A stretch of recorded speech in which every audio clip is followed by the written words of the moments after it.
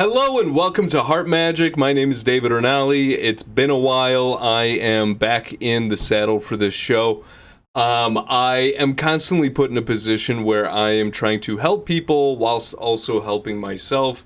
Perhaps these are crossed wires, so I haven't really been able to hit the publish button on a few projects that I know are very good for the BAV community. It's just I also have a job and I have other stuff to do. So I do believe in the work that I'm doing here, but I wanted to make a podcast episode today because big updates are here. I have heart surgery coming up, and I kind of want to take a recap of everywhere that we've been in this journey that I've been documenting, and then my condition and just all of it, and also tell you what I'm going to be doing for sure with my surgery, when it is, and what my expectations are, and also why I chose this against other options. So let's get into it. So let's actually start from the beginning. If you're new here, I found out 5 years ago now, almost to the day, that I have a bicuspid aortic valve. If you're watching this, you or someone you know does as well, I'm assuming. And this is a very shocking disease to get, and I was very committed to finding alternatives because, well, one, it's very scary to have to deal with the consequences, and two, because I felt like that the options that I was being given were very one-dimensional compared to, like, that's it, like, those are my options, you know what I mean? So I wanted to look around and just see what there was, and I got stem cells in Costa Rica. I fasted, I have changed my diet, and just lots of things. And at this point, because I got endocarditis last year, which is take your antibiotics when you go to the dentist, I didn't do that, and I got infected, and I almost died, got a brain aneurysm, survived that, obviously, and, it's been a journey with this thing, because, after I got the stem cells, I was in good shape, but that endocarditis really messed me up. I feel like I could have made different types of strides by this point had I not gotten the endocarditis. Had I not gotten the endocarditis, I probably would have done like a really deep fast and really tried to see how my heart would improve from that. But endocarditis is like acid on your heart valve. It's the worst possible thing that could have possibly happened for my little experiment. So I had to shift my thinking to surgery, and I had to shift my thinking to, okay, this would be in my best interest to have a working heart valve. Right now, I feel sensations that I don't like. I feel like pulsating in my neck, in my head. And this is all since the endocarditis, mind you. I do feel more tired. I do feel like my heart's just pounding. My blood pressure will not go down, and that's been consistent anyway. But even before the endocarditis. But, things are there. I feel just pulsating all throughout my body. And I did need a break after the endocarditis to feel like I feel like I could get back on my feet, and I did do that, but when I really fully felt back on my feet, I felt like awful. I felt like, oh my God, I'm like half dead. I need to get this surgery. So, which is like, but I had done my homework. I had looked up the right surgeon, and I found one of the best in the world. I'm super excited to have this guy work on me. And it's gonna go well. I already know it. So I am just excited for it to happen, because I feel like my whole life is just constantly, it's like a car wreck that just keeps, and that's for several reasons. Even outside of this, I just have been dealing with a lot of stress. So this heart surgery means a lot to me, and it means a lot for getting my life on track. My career is very fun, but very chaotic. And it takes up a lot of headspace and heart space, and so anyway, so it's time for surgery. It's time for surgery. It's time for surgery. It's time for surgery. It is time for surgery, and I'm going to feel so much better once it's over. It is time for surgery. So I inquired to my doctor. He put in the referral to this other hospital because I'm going out of my network, and boom, I get denied by the insurance. And I'm like, yo, hold on a second here. So I put in for a special request, and they looked at it, and they said, no, you can get keyhole aortic valve surgery done in network. this is not true. I cannot get it done in my network. And thankfully, after pressing on them for quite a while and for proving my point and for a lot of things along the way, somebody talking smack about me to my insurance and just so many things were happening, I finally got approved, and I finally am going to go do the keyhole aortic valve surgery in Chicago at Northwestern with a stellar doctor, and I'm super excited, okay? I want to feel what it's like to have a normal heart valve, a normal heart that is just on pace with life and just restored. And I'm super excited. I'm going to tell you the full scope of my surgery, and then I'm also going to talk about check it against the Ross procedure, because that was also one that was really floating around there for a second. Well, actually, let me start there. So the Ross procedure, as you know, it's taking your pulmonary valve, putting it into the aortic position, and then putting in a cadaver valve in the spot. The surgeon that I'm going to be with, he's very, very experienced with the Ross procedure. He likes doing it. I'm sure he likes the challenge of it, and has gotten good at it. But things have changed. Things have changed for the better for the Ross procedure. I think that people figured out, this was what I could gather, the reason that the ones in the 90s and early thousands weren't as rugged as perhaps the ones that they're doing now is because people were putting in a pig valve in the pulmonary position, which is like instead of a human cadaver valve. And I think the human body just receives the cadaver valve better. I think this is what it is.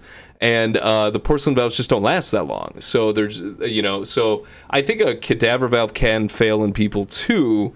I think that they're just getting statistically better results with it because of that cadaver valve. And then the other thing is that apparently people were putting the pulmonary valve into the aortic position and then just sticking it all back together. But apparently putting a graft in there and replacing the root helps prevent the future dilation of the possibility of that pulmonary valve. So long story short, people say that once that valve, if that valve really takes to your heart, it really becomes part of your heart. And I think that this is also part of the allure to it. And people have had them for 20, 30 years. And possibly beyond that, and who knows, there's probably going to be people out there that this lasts them their entire life. But the point is, the Ross procedure is not new, but also not so old that it's got just so much mileage behind it that you can weed out all questioning. You know what I mean? I think that there's something missing there. Maybe stem cells are a good idea. Who knows? But there's something there with it that's still it's good. It is good to do. People who have it, I don't think, should be ultimately worried. But there are more failure points along the way. There's more just quantity and skin to heal and just all of that stuff. And that's why I decided against it, is because you need open heart. You have the potential for future failure that is not really well understood. And if it is, they're not really selling it well. And the follow-up procedures may be very invasive, and not just open heart, but just like you got a 2-valve problem now. And something else. So there's lots to sit there and be questioning of it. However, I think that there are probably things that Ross patients could do to have just a way better experience with it. I'm sure lifestyle factors, fasting, other things could be used in conjunction with it to try to make that Ross procedure last so much longer, but I'm deciding against that, and I'm going with a different situation. I am going to be going with a keyhole aortic valve surgery. So I don't remember, they're either going in through here or through here, but either way, on the right side, they're making a small incision, and then they're going to be changing out my aortic valve for the Edwards Inspirus Resilia valve. Now, the reason that I'm choosing this valve over a mechanical valve is pretty direct. Well, I mean, first of all, if I don't have to go through open heart surgery, and this really is a little bit, is a way better surgery to experientially go through and you heal well, then why would I mean, on the one hand, you could sit there and say, well, you could be one and done with this one too. But I mean, with the blood thinners and just the future opportunities in the future, if I need another surgery for different reasons, or if I'm gonna take the time to install something where I may need a future surgery, the Edwards and Spurious Resilia valve is the one to do, because you could do TAVR procedures, and at the end of the day, if it's a low invasive procedure, I could also do a future low invasive procedure and just swap it out if it ever goes bad.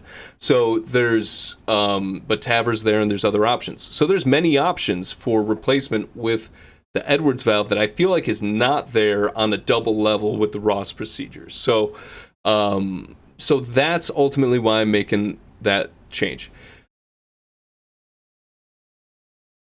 One big caveat to it, or maybe not a caveat, maybe that's not the right word.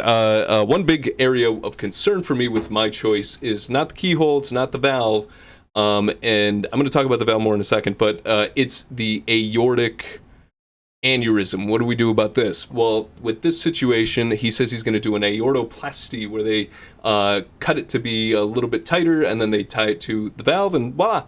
So that sort of puts me in a position of like a Ross patient, or any patient really, who has to adapt to skin being moved around and healing, and your heart needing to get on rhythm, and just all of this stuff.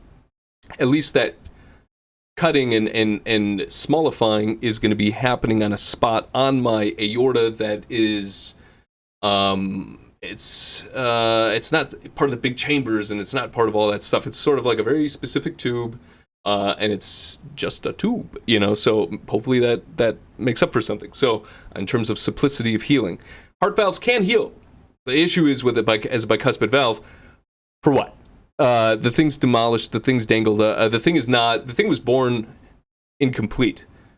So that was the big lesson out of all my experimenting that I really just didn't get until the very end, which was, at the end of the day, it'd be nice to have a working heart valve. You know what I mean? No matter how much you try to heal a bicuspid aortic valve, it's still born deformed, and you do need to think. But I think I am taking a healing mentality and a holistic mentality to the heart valve surgery that I'm doing. I really would not have wanted to be on blood thinners with the metallic valves. So, and I think the metallic valves are very valuable for certain patients, but for me, I'm trying to sit here and do a specific thing here, and it's to have a drug-free, have a, well, it depends on the drugs. Just kidding. It's, no blood thinners. I've, especially after the brain aneurysm, I'm very concerned about that. I don't want to be on blood thinners, and I want to keep my body working in the way that it's supposed to. I'm trying to get to a place where my body's working the way that it's supposed to. You know what I mean? So, now keep in mind, I may need blood thinners in the future if I do TAVR. I'm not sure about this. You know, if a stent, apparently a stent is off, stent is the metal that they use to expand for a TAVR valve. That could get some anticoagulant therapy, apparently, with warfarin or something like that. So, who knows? Maybe one day I may need to be on blood thinners, but I definitely want to be put in a position where I think that this valve is going to last. I actually do, and I want to touch on the valve now. The Edwards and Spurious Resilia valve. I am making up. Every doctor, cardiologist that I've talked to has said, well, you don't know how long it's going to last. Biovalves tend not to last. We don't have the long-term data on the Edwards valve. This is all true. However, we do have some data, and after 7 years, it's like maybe 1% or something like that degraded, as opposed to other valves. That's after 5 years and 10 years. It's like 1%, maybe max 2%, of this thing going down in its overall quality. That's compared to basically people needing biovalves replaced 5, 7, 10 years right off the bat. It's like almost everybody's good. It's an extremely good valve. We should be very excited about this as patients. This is a big deal.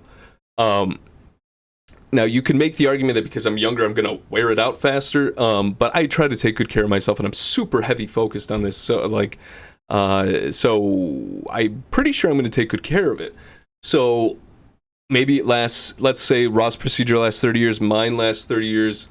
At the end of the day, that Ross procedure still has a 2-valve problem, whereas mine only has the 1. If the aorta does well and I don't need a graft or anything, I mean, they're not, actually, that's one point that I didn't touch on. I'll get back to that in a second. But the valve itself, I think, I'm betting my chips on is going to last me the rest of my life. Yes. I want to say, I'm putting my bets down now, bucko. I think that the Edwards Inspirus Resilia valve is going to last me the rest of my life. And obviously I don't want to die young or early or anything like that. I want to make it to old age. If I make it to 80 or something like that, and this Edwards valve is still clocking, booyah. Booyah. What a life that would have been, not having to do another surgery, not having to be on blood thinners, not needing to have 2 valves updated 2-3 times in my life or something like that. Booyah. That would be amazing. And that's, to me, a bet worth making. It's a bet worth making. So, that's where I'm at. I'm not encouraging you to do anything. This is what I believe to be true about the situation. So cool. So I'm excited to get this procedure done. I do want to touch back on the aortoplasty because I did not finish the thought on that. I probably got ranting about something. The big risk failure with that is that sewing doesn't last. And would it have been better to have put a graft in right from the go? This is a big concern right now, and I'm going to be talking to my doctor about this. Because I don't want to have to go back in there anyway. I do want this to be a one and done surgery. I don't want this to be a big hobby of mine to be constantly having heart surgery. Apparently, he had told me that you can't get aortic valve. He has to open me up if my aneurysm is beyond 4.5 centimeters, which is right where I'm at. He told me that I may have to do that. I'm sort of doubting these claims because I've seen people online say, oh yeah, you can replace any aneurysm with a graft using keyhole surgery. Maybe that's his preference in terms of style and talent, and he just doesn't like to do that procedure. Maybe that's what he meant. Or maybe he's not allowed to at his particular clinic for some reason. I don't know what his actual answer was, but apparently they can do it. So maybe I should get a graft installed. Maybe I just commit to him just fancily sewing it. Maybe that's his little fancy thing he wants to do for my surgery. I don't know. I would like to know the raw, honest truth about it. So we'll see. So, folks, I brought you through the point that we've gotten to. I've taken you through the Ross procedure. I've taken you through my surgery, the incision style, the valve type, the aortoplasty. That's where I'm at, and that is what I'm excited about, and also what I'm concerned about. And I have to tell you, I know I'm going to feel like $1 million pretty much with any option, any of those 2 options that I have in front of me. I bet you any money the aortoplasty would last me. I bet you any money that a graft would last me. But it's minimally invasive. I'm going to be back to work and doing shows and doing my career, my real career in media and stuff like that. And I really hope you're out there doing something for yourself. I don't want to make it seem like I don't have anything else to talk about, but it's been a whirlwind up until this point. This is the big update. I have considered, I do have sort of a book that I've been working on for the Heart Magic Project. I'm teasing it. I want to gauge interest. This is all of the lessons that I have learned as a bicuspid aortic valve patient, the things that have brought me through the journey to feel like I can keep going. Because I got to tell you, having all of this pressure on me with my career, with my family, with, just everything, it's challenging. And sometimes people watching, their parents trying to care for a child, you got to come up with a plan for them. That's a lot of pressure. I think that there are some universal lessons that people could adopt to be good at making their way through this disease. All of this comes from the world of coaching and public speaking and hypnotherapy and confidence training, the stuff that I've done in my communication career, Those are the things that I think are missing from the world of bicuspid aortic valve. Patient education, patient understanding, and something for us to measure against and to, get shooed right into it. There's a problem. We have this bicuspid aortic valve. Like there's an invisible piece of skin in my body that's deformed and not doing so well. It's quite a shocking thing to feel like you have to do something about. And the whole thing is shrouded in mystery. We're told to give up our decision making to the doctors. A lot of people really advocate for that positioning, and I say it's great that our doctors understand it. There's a war of experts going on. I need to understand it. I need to be confident in my decision. I need to understand what I'm going to be doing for myself as a patient or for that person that I'm caring for. That's missing from the conversation. More diverse options of care. I've mentioned stem cells, hyperbaric oxygen, a few things on this channel that are unconventional, but have not just scientific backing, but so many applications that are already happening, and people aren't doing anything about it. I don't think the aortic valve industry is going to change very much. I'm not trying to put anybody out of business. I'm trying to say there's more business in this to be had, and also I think it's an exciting field. Surgeons will never be out of work. I can tell you that. So we should certainly try to make sure that the surgeons also are keeping up to date, not just on what the patients want. Sometimes it's not about what you want, it's what you got to do. Like, I don't want to get surgery, but I got it.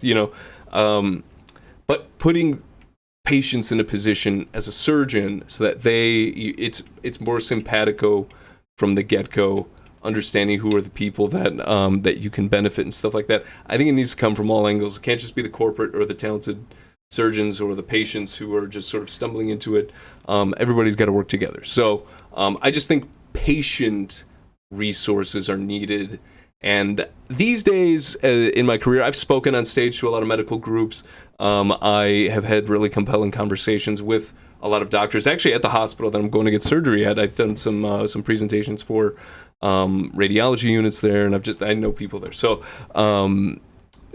it's exciting times in the industry. I think the communication arts can be applied to the world of bicuspid, and I think patients have more options than ever. So we should be promoting the ideas here. So anyway, I hope you guys enjoyed this episode. This is me ranting in pure form. I apologize if I jumped around a lot, but I don't apologize for giving you guys so much value. Please subscribe to the channel. Good luck with your heart valve. Happy wishes, great health. It's July 4th at midnight. Freedom. That's what it's all about. See you later.